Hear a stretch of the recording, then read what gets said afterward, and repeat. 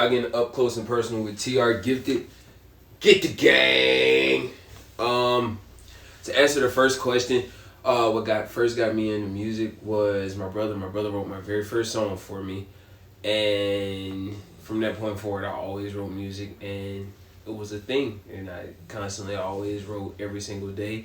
I never released my first song until I got in high school, and this girl named Jasmine went around and she told everybody, or she was playing the song for everybody. The name of the song was Bang Bang Shoot. That nigga, when I released that, I thought I was the shit.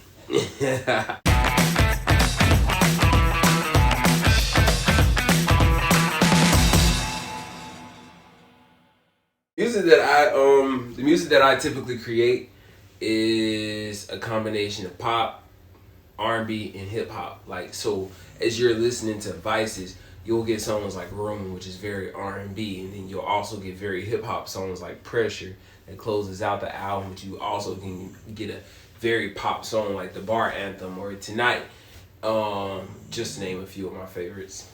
Hint, hint. But you'll get an array of different options, so it appeals to more than just one demographic because I listen to more than just one type of music.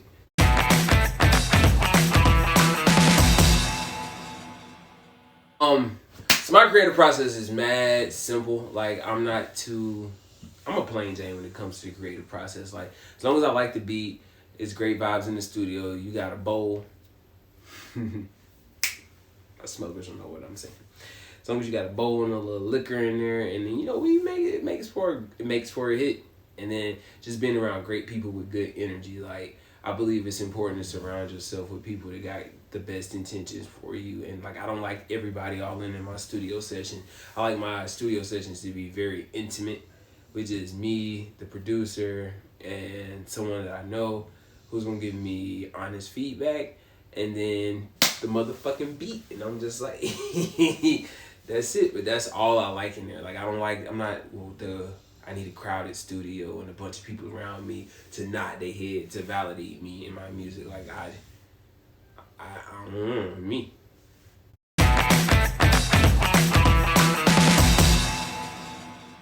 It's funny. I can spit very far distances. Like, it's so nasty out. But I can really, like, spit them out away from wherever. It's like, chill. And it's really nasty. But that's my useless talent. And, maybe one day it might make the Guinness Book of World Records. Who fucking knows? Gotta stay optimistic these days.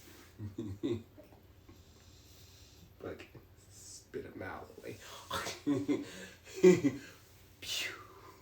That shit be...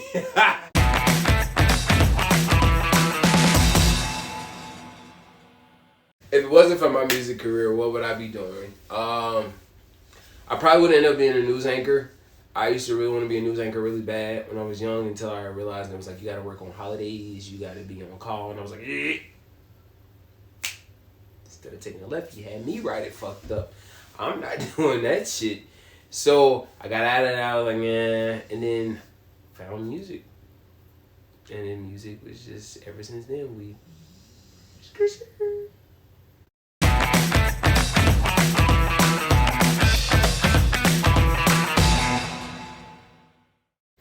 So to answer the question, I feel like the music industry has been impacted in many good and negative ways by the internet. Like, one good way is that, like, you're able to connect with people that you probably would have never been able to connect with before, because they're, you get fans from Germany. I got fans from Germany, Ireland, France, like, and all that kind of shit. So it's like, it's global. So you're able to expand your market and reach and connect with people on different levels.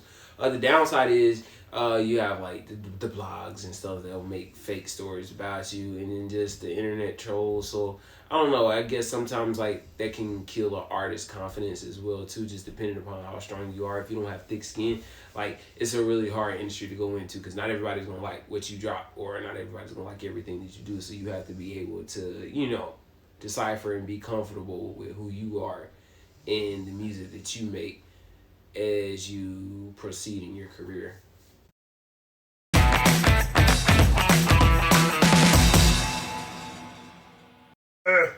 What's next for me in my music career? So, Right now, I'm about to drop an album called Vices. Vices is a very great album. I decided one day, me and my brother got really lit in the studio one day, and then we did this pop song called Tonight. And from that point, actually before that, I always wrote pop music or wrote to pop beats. I just never dropped anything because I had to wait for the vocals to mature a little bit. But I always like wanted to test my pen and see if I could write a pop song or if I could write something else, because ultimately when you get rich or famous, I want to get to that bag. Like, let me tell you something, ain't no picture getting turned down. You said you want me to get on what? I got you.